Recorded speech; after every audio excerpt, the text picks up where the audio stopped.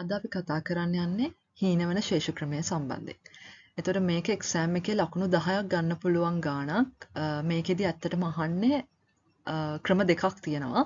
එක්ක වාරිකයක වටිනාකම හොයන්න දෙන්න පුළුවන්. එහෙම නැත්නම් වාර්ෂික පොලී අනුපාතිකය හොයන්න දෙන්න පුළුවන්. එතකොට මේකේ තියරි එක දන්නවා නම් අපිට ගාණ ලේසියෙන්ම හදා ගන්න පුළුවන්.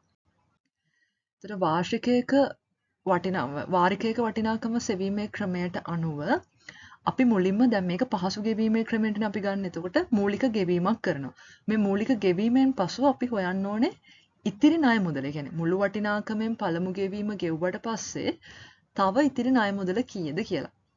ඒතර පළමු පියවර විදිහට අපි ඒක කරන්න ඕනේ. ඊට පස්සේ අපි හොයන්න ඕනේ මාසික ණය මුදල. ඒ කියන්නේ එක මාසයකට අදාළව කොච්චර ණය මුදලක් ගෙවන්න ඕනද කියලා.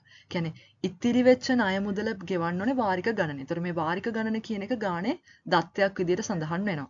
ඊට පස්සේ මාස ඒකකයට පොලිය ගණනය කරන්න ඕනේ. ඒතර මාස ඒකකයට පොලිය ගණනය කරන්න මාසික ණය මුදල වැඩි කරන්න ඕනේ වාර්ෂික පොලී අනුපාතිකයෙන්ුයි. තව අපිට වර්ෂයකටනේ දීලා තියෙන්නේ. මාසෙකට ඕන නිසා ඒක 12න් බෙදන්නත් ඕනේ.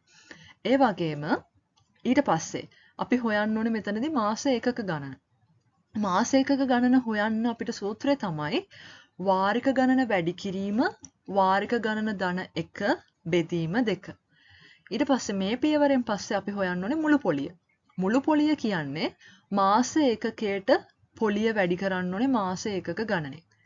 ඊට පස්සේ මුළු මුදල හොයන්න ඕනේ. මුළු මුදල කියන්නේ ණය මුදල ධන මුළු පොලිය. ඊට පස්සේ අපි අන්තිම පියවර විදියට උත්තරේ විදියට ගන්න ඕනේ වාරිකයක වටිනාකම. ඒක ගන්නේ මුළු මුදල බෙදන්න ඕනේ වාරික ගණනේ. ඒතකොට මේ පියවර ටික අනුගමනය කරලා අපිට වාරිකයක වටිනාකම සෙවීමේ ක්‍රමයෙන් ගාණක් ආවොත් හදා ගන්න පුළුවන්. එතකොට ඒ වගේම තමයි අනිත් අහන්න පුළුවන් ගාණ වාර්ෂික පොලී අනුපාතය සෙවීමේ ක්‍රමය. මෙතනදිත් අර පියවර විදියටම මුලින්ම කරන්න ඕනේ ගෙවන්න ඉතුරු වෙලා තියෙන ණය මුදල හොයන්න ඕනේ. ඒතකොට වටිනාකමෙන් අඩු කරන්න ඕනේ පළමු ගෙවීම. මුලිකව කීයද ගෙවන්නේ? ඒ ගෙවීම අඩු කරාට පස්සේ ඉතුරු වෙන ණය මුදල. ඊට පස්සේ අපි හොයන්න ඕනේ මාසික ණය මුදල. ඒකත් අර විදියටම තමයි ඉතිරි ණය මුදල බෙදන්න ඕනේ වාරික ගණනේ. එතකොට මෙතනදී අපිට සමහර වෙලාවට දත්තේදී ගොඩක් වෙලාවට දෙනවා වාරිකයක වටිනාකම. එතකොට වාරිකයක වටිනාකම දන්නවා නම් අපිට හොයන්න පුළුවන් ගෙවන මුළු මුදල. වාරිකයක වටිනාකමයි වාරික ගණනයි දන්නවා නම් ඒ දෙක ගුණ කරාම එන්නේ මේ අදාළ පුද්ගලයා ගෙවපු මුළු මුදල. ඊට පස්සේ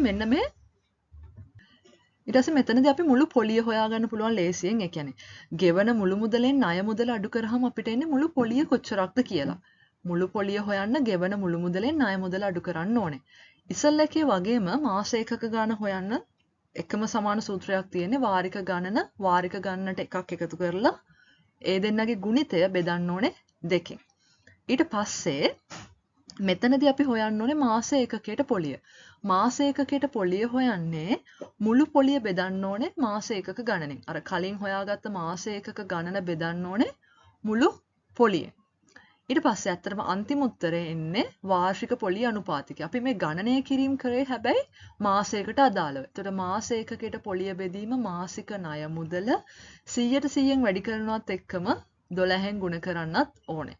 එතකොට ඇත්තටම අපිට පාස් පේපර්ස් වල ඇවිල්ලා තියෙනවා 2016 සහ 2017 කියන අවුරුදු දෙකේම 2016 තියෙනවා සමාන මාසික වාරිකයක් සහ 2017 තියෙනවා වාර්ෂික පොලී අනුපාතිකයක් සෙවීමේ ක්‍රමය. ඒතර මේ ගණන් දෙක හදලා මේ තියරි ටිකත් හොඳට බලාගෙන ගියොත් අපිට ඒ ලකුණු 10 ලේසියෙන්ම ගන්න පුළුවන්.